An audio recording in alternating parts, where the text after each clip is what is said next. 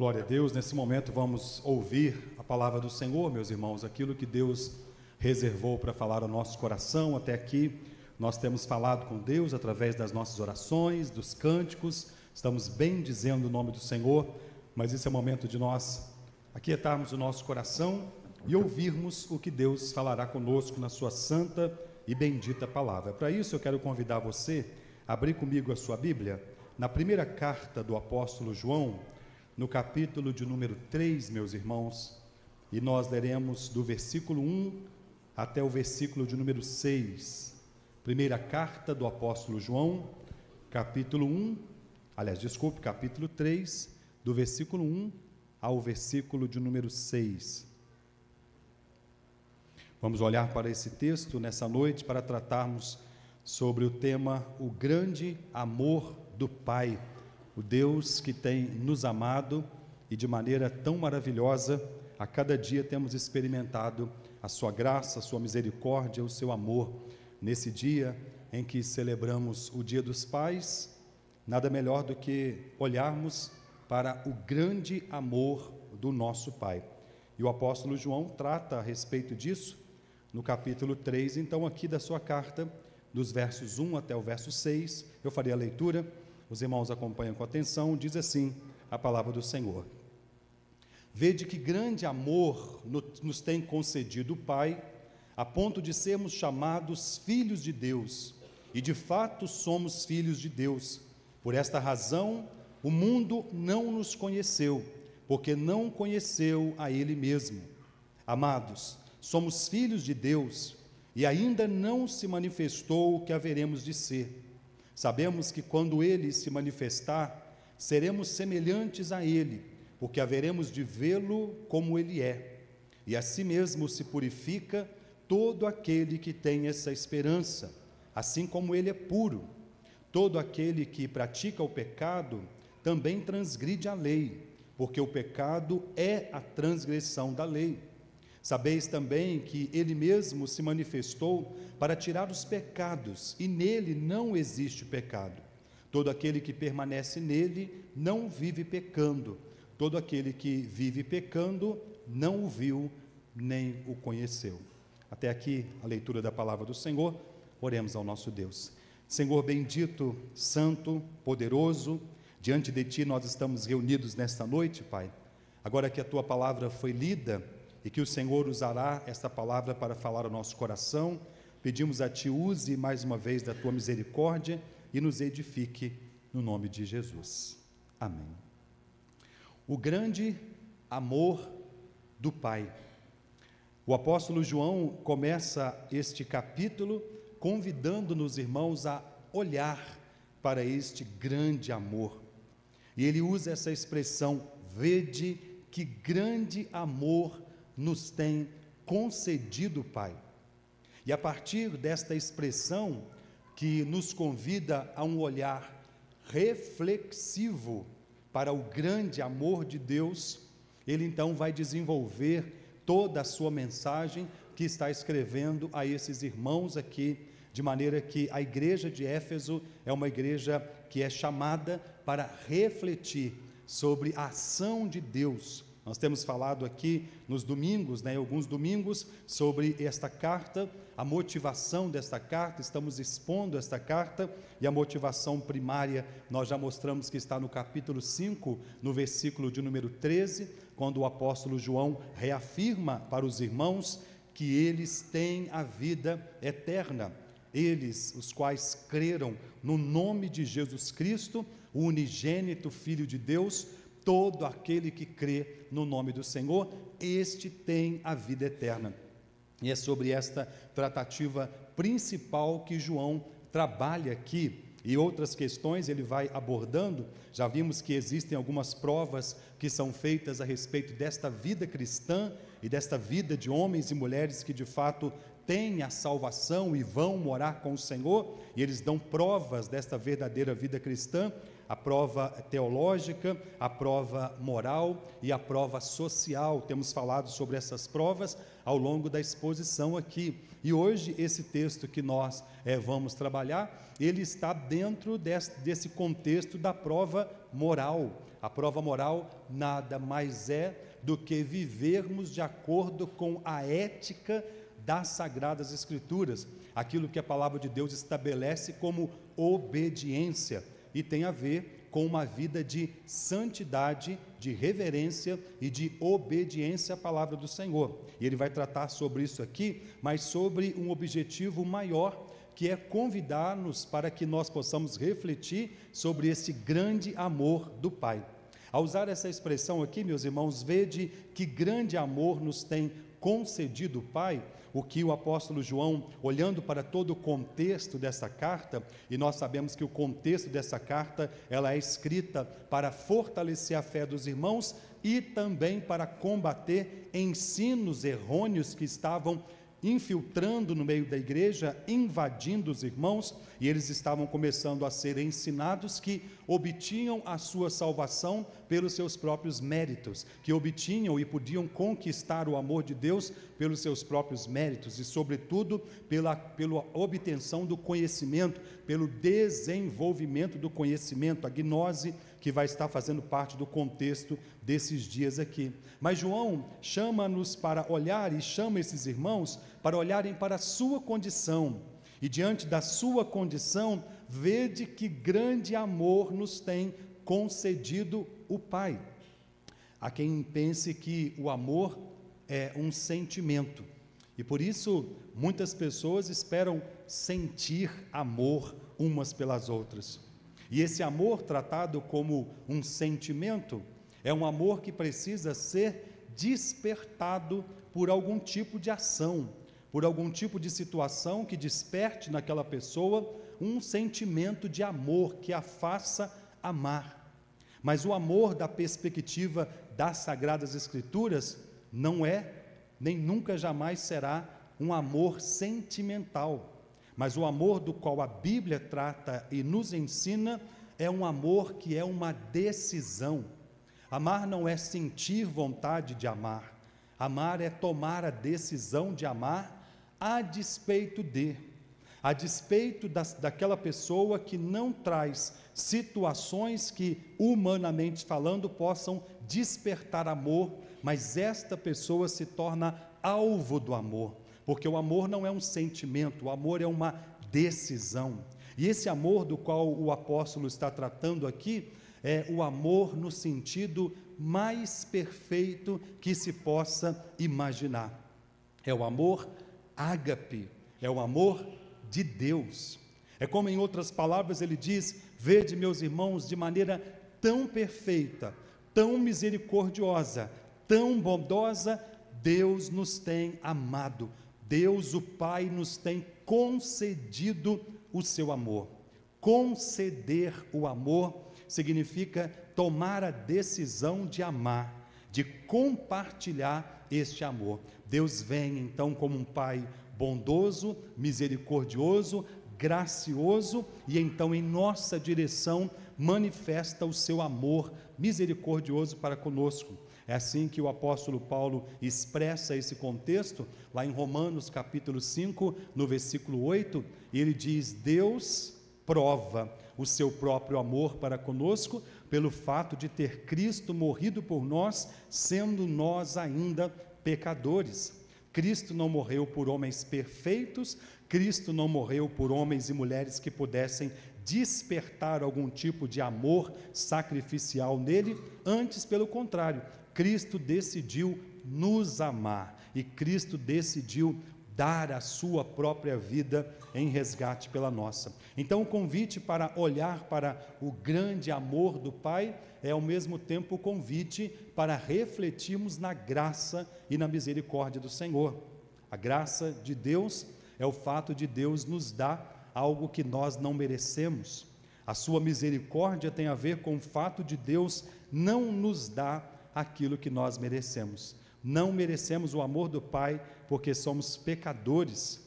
Pelo contrário, merecemos a justiça condenatória desse Pai, mas Ele graciosamente decidiu nos amar. Então esse é um amor decisivo, esse é um amor de uma escolha, que Deus faz em direção a nós, como um Pai bondoso e bendito.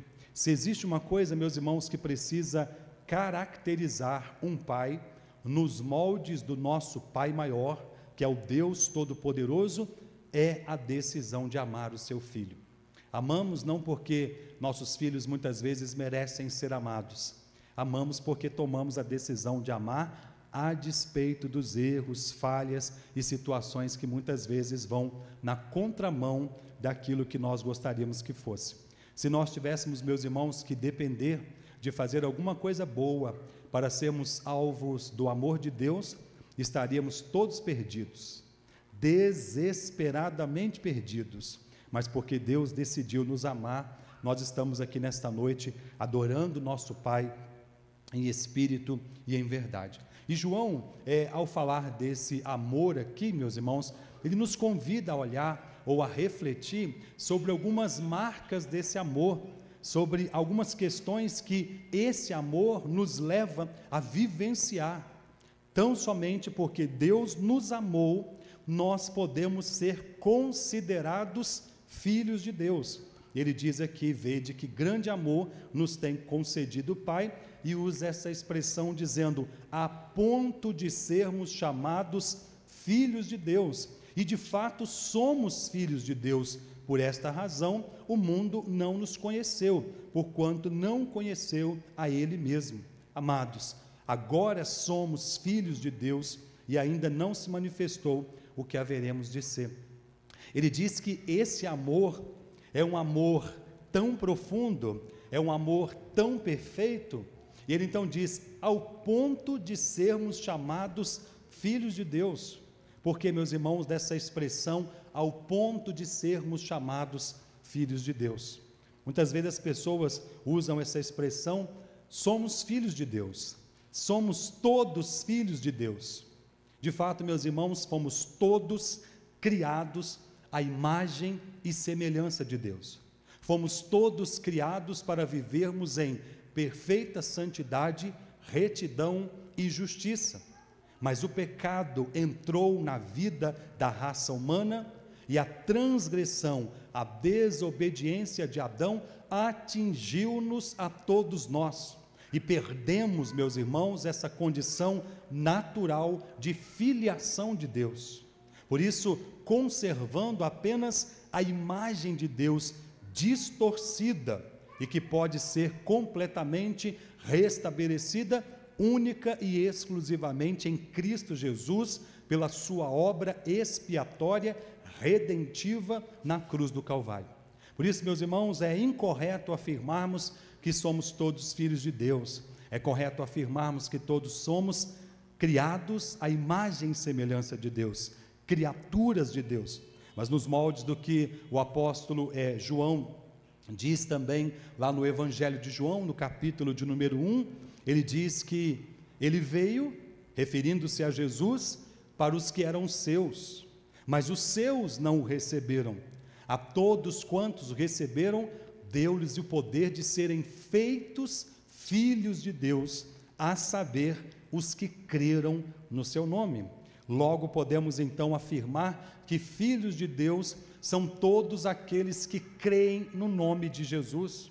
E isso nos leva, meus irmãos, a olhar para o motivo da escrita do Evangelho, e João diz lá no capítulo 20, nos versos 30 e 31 do Evangelho de João, o mesmo autor desta carta, João diz, estas coisas vos escrevo para que creiais em o nome do Filho de Deus, e crendo tenhais vida em seu nome. Única e exclusivamente a filiação está reservada para aqueles que creem no nome de Deus, para aqueles que creem em Jesus Cristo e na sua obra expiatória na cruz do Calvário, isto é, o preço pago por Jesus Cristo pelos nossos pecados. Então, quando João está dizendo aqui, ao ponto de sermos chamados filhos de Deus, é ao mesmo tempo que ele dissesse assim, olha para você, olha para mim, olha para nós, Temos condições de sermos identificados como filhos de Deus?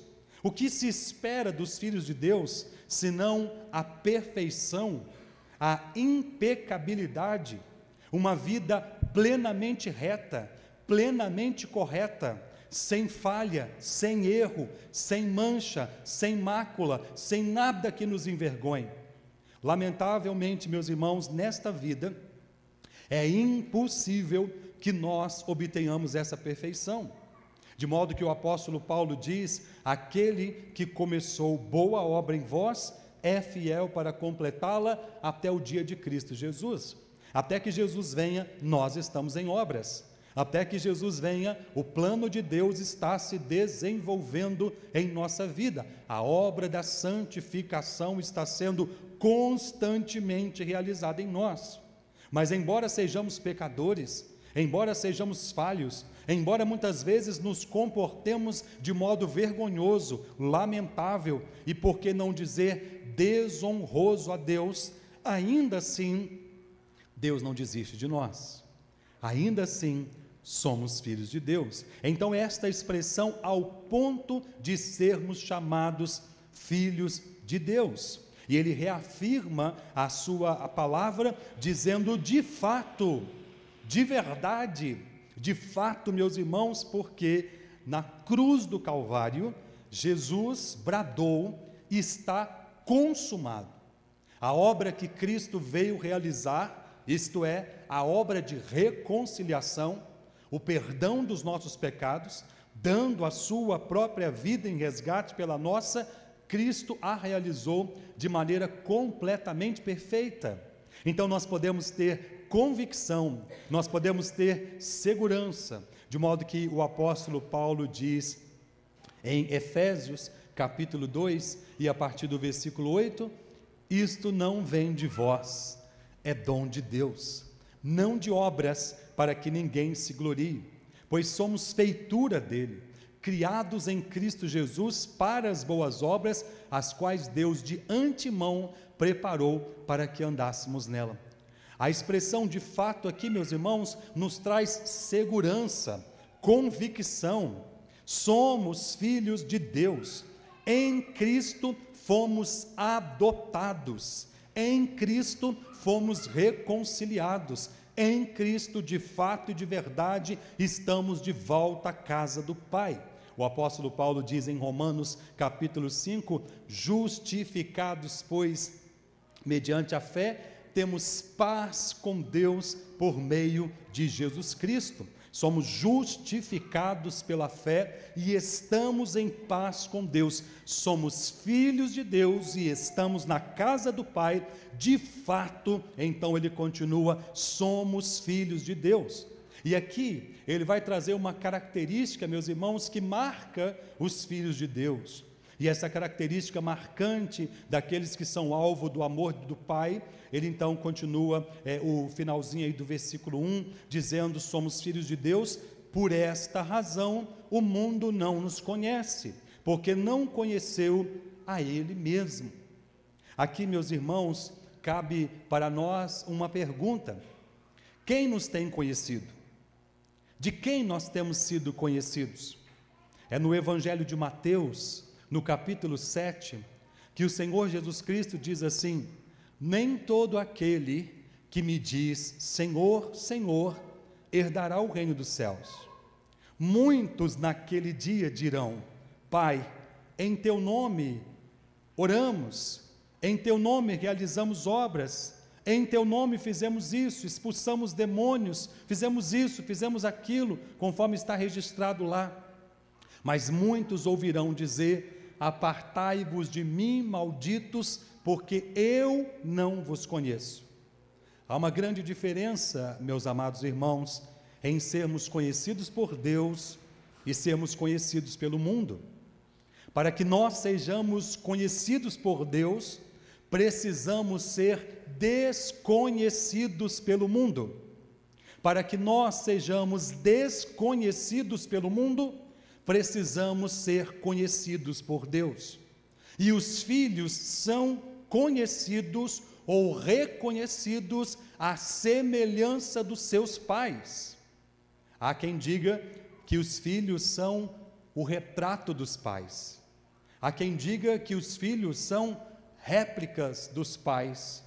Tal qual são os pais, assim são os filhos.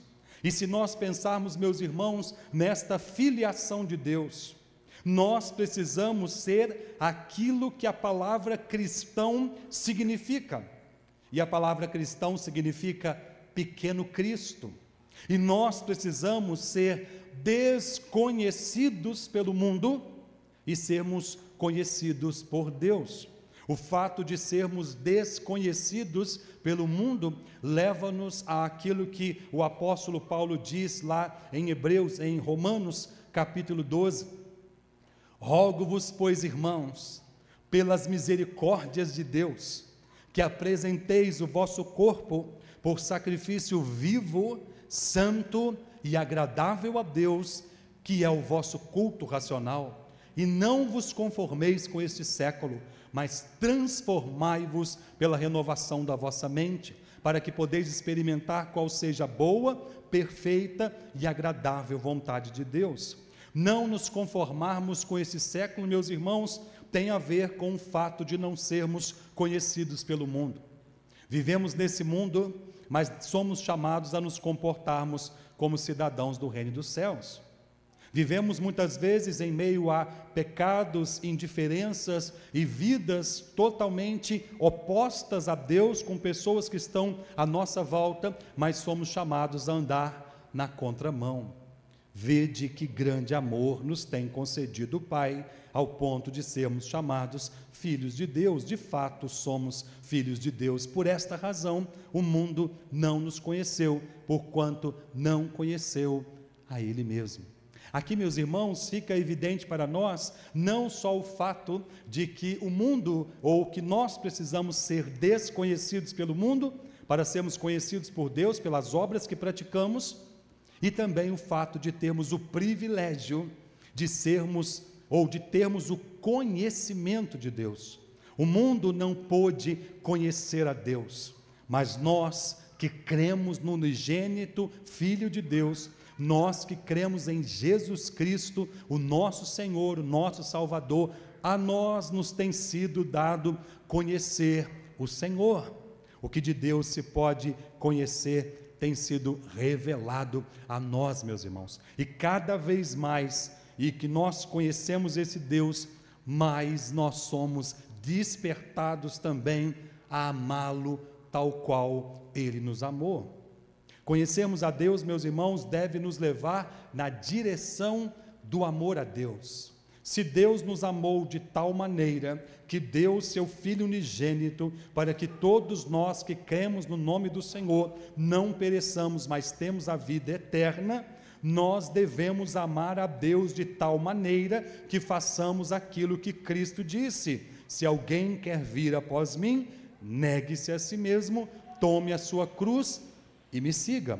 O mundo não conheceu a Deus, mas nós temos conhecido esse Senhor.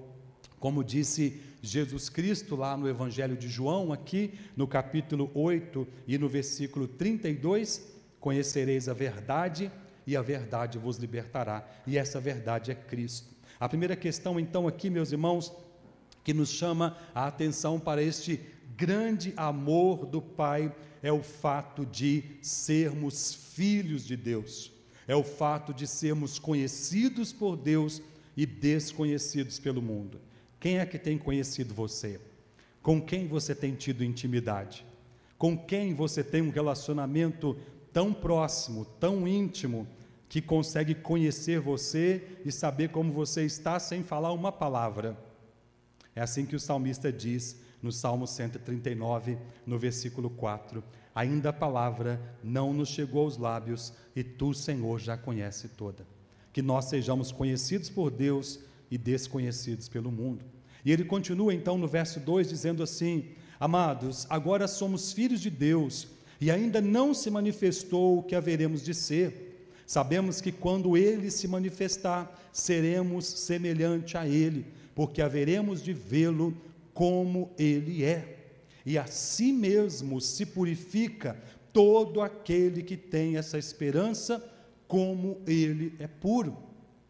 De fato, somos filhos de Deus, porque Deus nos amou. E se somos filhos de Deus, meus irmãos, o que precisa estar em nós é a esperança da glória do Senhor. Cristo veio a este mundo para pagar o preço pelos nossos pecados, Ele subiu aos céus, Ele assentou-se à direita de Deus Pai Todo-Poderoso, e Ele prometeu que vai voltar, para que onde Ele está, estejamos nós também.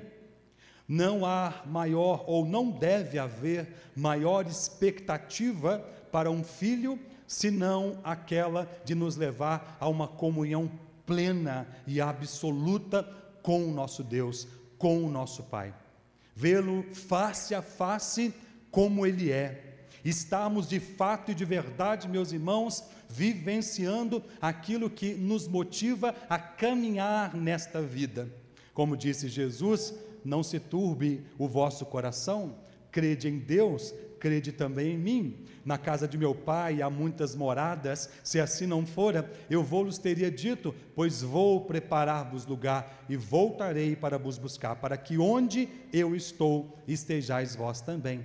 Esta é a maior esperança dos filhos de Deus, esta é a maior esperança do cristão. Veremos a Ele face a face, assim como Ele é, e ainda não se manifestou o que haveremos de ser.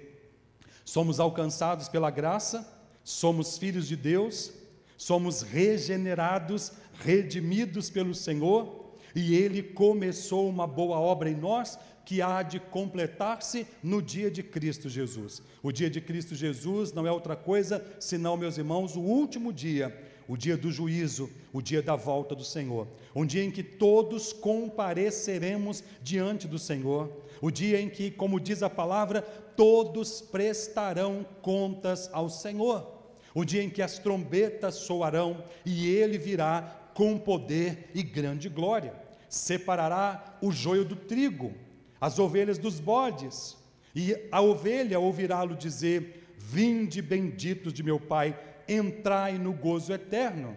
Aqueles que não creram e que o rejeitaram e que não se renderam a Cristo, o ouvirão dizer: apartai-vos de mim, malditos, porque não vos conheço. É por esta esperança, meus irmãos, que o apóstolo então diz aqui no versículo 3, assim mesmo se purifica todo aquele que tem essa esperança, como ele é puro. Nos moldes do que o autor de Hebreus nos diz, sem santidade ninguém verá o Senhor. Portanto, o que se espera dos filhos de Deus, daqueles que foram alvos do amor do Senhor, desse grande amor do Pai, é que nós vivamos uma vida em constante purificação, santificação, em crescimento espiritual, de modo que nos pareçamos cada vez mais com Cristo. E ele então diz aqui, meus irmãos, e começa o versículo 3, chamando-nos a atenção para uma ação nossa. Foi Cristo quem decidiu nos amar, foi Jesus quem pagou o preço pelos nossos pecados, foi Ele quem nos justificou, foi Ele quem deu a sua vida em resgate pela nossa. Mas esse Cristo que nos justificou, nos chama a viver uma vida de santidade. E existe aqui então o conceito da responsabilidade humana no processo de santificação. Os filhos têm a responsabilidade de buscarem parecerem-se com seu pai. E quando nós pensamos no fato de sermos filhos de Deus e na busca responsável que temos de nos parecer com o Senhor, não é outra coisa senão, meus irmãos, sede santos, porque eu, o Senhor, sou santo. E é assim então que ele diz, assim mesmo se purifica todo aquele que tem essa esperança, como ele é puro. Todo aquele que pratica o pecado também transgride a lei, porque o pecado é a transgressão da lei. Então ele nos convida aqui para fazermos um movimento contrário ao pecado, contrário à nossa carne, Ele nos convida então para vivermos como filhos que foram alcançados por este amor do Pai e que temos a esperança de que um dia estaremos com o Senhor, então buscar nos purificar a cada dia. E ele diz: todo aquele que pratica o pecado também transgride a lei, porque o pecado é a transgressão da lei. Ele traz aqui para nós, meus irmãos, de modo instrutivo, uma definição do que é pecado. Há alguém que pergunte: o que é pecado? O que é pecar? Eu ouço tantos crentes falarem sobre o que é pecado, pecado ali, pecado acolá. O que é pecado? É a transgressão da lei. É transgredir e desobedecer aquilo que é estabelecido pela lei do Senhor. Então aqui ele chama-nos a atenção para o fato de que nós precisamos andar em conformidade com a palavra do Senhor. Tiago usa essa expressão para dizer: aquele que sabe o que deve fazer e não faz, nisso está pecando. É bem verdade, meus irmãos, que nós não temos talvez todo o conhecimento amplo da teologia, de toda a escritura, de capa a capa, de frente para trás, de trás para frente. Talvez nós tenhamos deficiência em muitos conhecimentos, mas temos o conhecimento suficiente para saber que nós somos chamados a viver para a glória de Deus. Temos o conhecimento suficiente para sabermos que nós somos chamados para vivermos como homens e mulheres de Deus. Temos o conhecimento suficiente para refletirmos todos os dias se estamos atingindo o centro da vontade de Deus ou se estamos fazendo a nossa própria vontade. O Senhor Jesus Cristo, lá no Evangelho de João, no capítulo 16, e a partir do versículo 8, ele diz que a obra do Espírito Santo é nos convencer do pecado, do juízo e da justiça. E todos os dias, meus irmãos, somos despertados pela palavra do Senhor. Todos os dias somos chamados a uma vida de correção. Deus não espera de mim e de você uma vida neste mundo tão perfeita, tão impecável, que nós sejamos tidos como aquelas pessoas que são por si só merecedoras. Nada é pelo mérito humano, tudo é exclusivamente e tão somente pela graça do Senhor. Mas o apóstolo Paulo chama-nos uma reflexão em Romanos capítulo 6, e ele nos pergunta assim: nós vamos então abusar da graça para dar ocasião à carne? Não, de maneira nenhuma. Não nós que nascemos de novo, não nós que somos filhos de Deus. O que se espera dos filhos é obediência aos pais. Não existe nada mais gratificante para um pai do que ver o seu filho o obedecendo. Não existe nada mais gratificante, não existe presente maior no Dia dos Pais. Os shoppings lotados. Ontem a gente deu uma saidinha, o shopping não tinha lugar nem para você passar. A escada rolante estava quase que sendo paralisada de tanta gente subindo ao mesmo tempo. As lojas lotadas, tudo entupido. Eu falei com a minha esposa: o povo está com dinheiro para gastar mesmo, porque está lotado esse negócio aqui. Mas ainda que se dê o presente mais caro, mais nobre, nada se compara a um filho obediente. Nada se compara a um filho que tem prazer em honrar e obedecer o seu pai.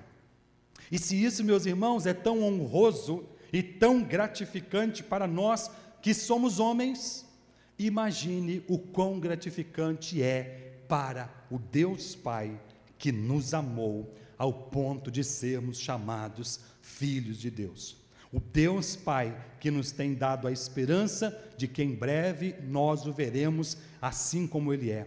O Deus Pai que espera que se purifique todo aquele que tem esta esperança. Então nós somos chamados a andar na direção da obediência. Isso é impossível, meus irmãos, pela nossa vontade humana, mas pelo Deus que habita em nós, pela obra redentiva de Cristo, pela restauração e a reconciliação perfeita que nós temos no Senhor, pela regeneração que Cristo opera em nós. é possível viver em obediência à palavra para a glória de Deus e com uma esperança maior. Nós precisamos todos os dias ter em conta superior o céu, a eternidade, a promessa do Senhor. Todas as vezes que nós colocamos na balança e que isso pesa mais do que a nossa vontade, mais do que o mundo, mais do que os desejos, mais do que as paixões, mais do que a vida nesse mundo, nós então abrimos mão de tudo aquilo que não glorifica a Deus para vivermos para a glória do Senhor.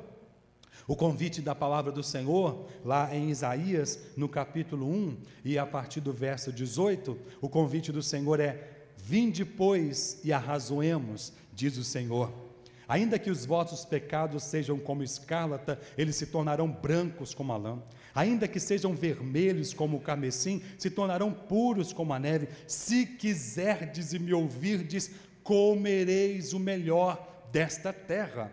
Deus nos tem chamado, meus irmãos, para ouvirmos a sua palavra, para obedecermos a sua palavra e para comermos o melhor desta terra. Mas o versículo 20 diz assim: se recusardes e fordes rebeldes, sereis devorados à espada, porque a boca do Senhor o disse. Na mesma proporção e medida que Deus é amor, Ele também é justiça. Na mesma proporção em que Deus é longânimo e estende a sua graça de maneira paciente, Ele também é fogo consumidor, e haverá o dia em que todos prestarão contas ao Senhor. Por isso nós somos chamados para obedecer a palavra de Deus. E esta esperança de um dia estarmos com o Senhor, o céu de glória. O apóstolo Paulo diz assim, em 1 Coríntios capítulo 2, no versículo 9: nem olhos viram, nem ouvidos ouviram, nem ainda penetrou em coração humano o que Deus tem reservado para aqueles que o amam. Então, meus irmãos, nada neste mundo, como disse Pedro, se compara à glória do porvir. E esta esperança que precisa mover a mim e a você no sentido e na direção da obediência à palavra de Deus. Quando você espera em Deus, você busca viver uma vida de acordo com aquilo que estabelece a palavra de Deus. E quando você perde a esperança, quando você perde o alvo, quando você perde a motivação, quando você se deixa levar pelas coisas à sua volta, você então começa a fazer aquele movimento que fez Pedro lá no mar da Galileia. Quando ele olhou firmemente para Jesus, ele caminhou sobre as águas. E quando ele começou a reparar na tempestade à sua volta, ele começou a afundar. E a expressão de Jesus foi: ó homens de pequena fé. Mantenha o seu foco em Jesus, mantenha os seus olhos no Senhor, fixe na maior esperança da sua vida. Em breve aquele que vem virá e não tardará. E assim mesmo se purifica todo aquele que tem esta esperança, porque o que comete pecado transgride a lei, porquanto o pecado é a transgressão da lei. E ele encerra então, meus irmãos, essa sua mensagem no versículo 5, dizendo assim: sabeis também que ele se manifestou para tirar os pecados, e nele não existe pecado. Todo aquele que permanece nele não vive pecando. Todo aquele que vive pecando não o viu, nem o conheceu. Aqui, meus irmãos, João, então, ao dizer que o pecado é a transgressão da lei, ao dizer que todo aquele que tem a esperança de ver a Cristo busca se purificar, para não deixar nenhuma margem de autojustificação, para dizer assim: eu não consigo vencer, eu não consigo resistir, eu sou fraco. João então faz questão de dizer que Cristo já destruiu o pecado. Ele então usa essa expressão dizendo no verso 5: sabeis também que ele se manifestou para tirar o pecado, e nele não existe pecado nenhum. Na cruz do Calvário, Jesus venceu o pecado. Na cruz do Calvário, Jesus expôs publicamente principados e potestades, de maneira que o apóstolo Paulo diz em Romanos capítulo 8, já agora nenhuma condenação há para aqueles que estão em Cristo Jesus, porque a lei do Espírito da vida vos salvou em Cristo Jesus. Em Romanos capítulo 6 e no verso 14, ele diz: o pecado não tem domínio sobre nós, porque não estamos debaixo da lei, e sim da graça. Então Cristo se manifestou para tirar os pecados, e nele não existe pecado nenhum. A única maneira dos filhos de Deus viverem em plena santidade é vivendo, meus irmãos, em plena comunhão com o Senhor.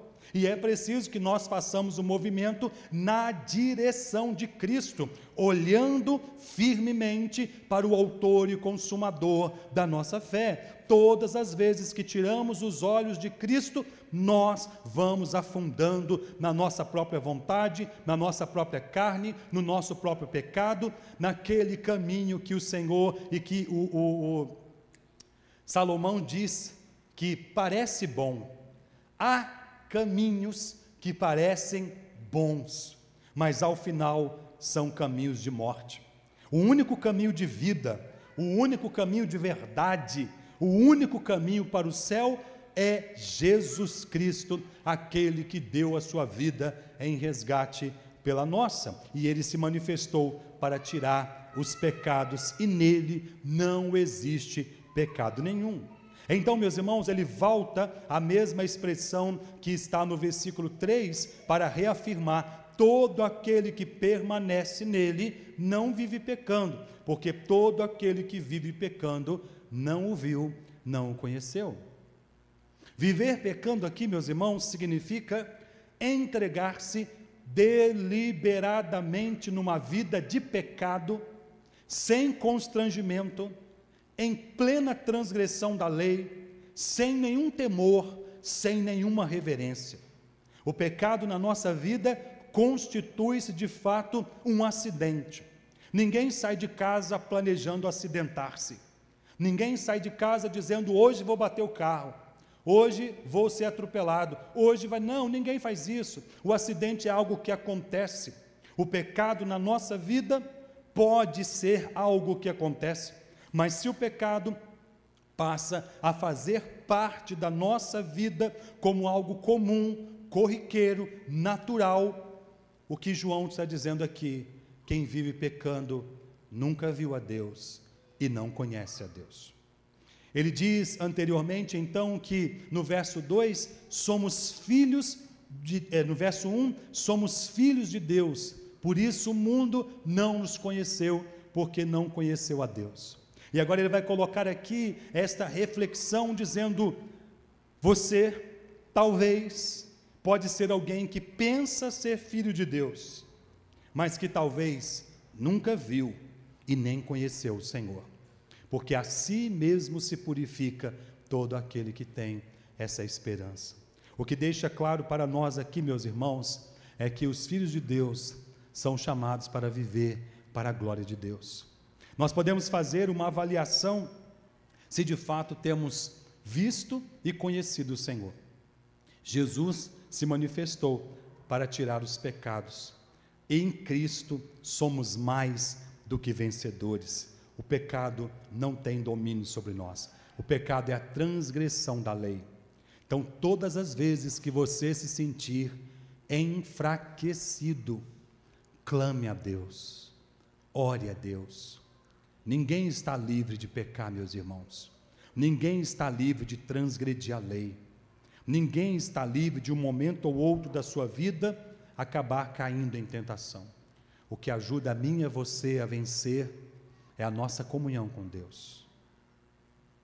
Vede que grande amor nos tem concedido o Pai, ao ponto de sermos chamados filhos de Deus. De fato, somos filhos de Deus. Por isso, o mundo não nos conhece, porque não conheceu a Deus. E a si mesmo se purifica todo aquele que tem a esperança de um dia poder ver Cristo assim como Ele é, porque somos filhos de Deus, mas ainda não se manifestou o que haveremos de ser. Em breve estaremos com o Senhor, ouviremos o Senhor dizer: vinde, benditos de meu Pai.